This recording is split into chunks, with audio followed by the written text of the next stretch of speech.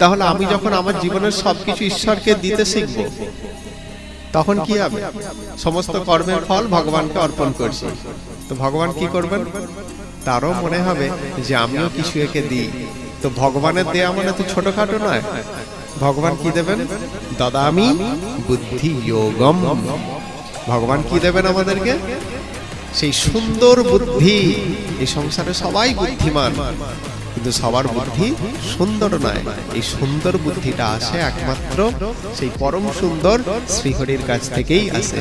সেই জন্য ভগবান এই সংসারে সবাইকে সব জিনিস দেন, বাড়ি গাড়ি, কম বেশি অর্থ টাকা কড়ি থেকে সব কিছুই দেন, কিন্তু ভগবানের কাছ থেকে সৎ বুদ্ধি পাওয়াটাই হচ্ছে সব থেকে বড় পাওয়া। কারণ কি, আমরা যদি কুবুদ্ধি নিয়ে সংসারে বসবাস করি, এই কুবুদ্ধির দ্বারা আর কাউকে ঠকানো যায় না নিজেকে ছাড়া। যেমন হিটলার তার কুবুদ্ধির দ্বারা কাকে ঠকালেন? শেষ পর্যন্ত নিজেকেই ঠকালেন না? কেন? নিজেকেই শেষ পর্যন্ত বিষ খেয়ে মরতে হলো।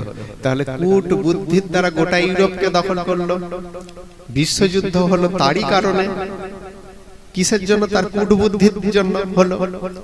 কিন্তু কূটবুদ্ধি যদি এতই পাওয়ারফুল হবে, তাহলে তার জীবনের গতিটা কেন এমন হলো? কাকে ঠকালো হিটলার? নিজেকেই ঠকালো। কিন্তু একটা সুবুদ্ধি সম্পন্ন মানুষ আপাত দৃষ্টিতে তাকে হীন ছোট মনে হলেও কি হয়, প্রকৃতপক্ষে তিনিই কিন্তু জয়ী হন শেষ পর্যন্ত। সেই জন্য ঈশ্বরের কাছ থেকে বাড়ি গাড়ি টাকা পয়সা পাওয়াটা সব থেকে বড় কৃপা নয় ঈশ্বরের।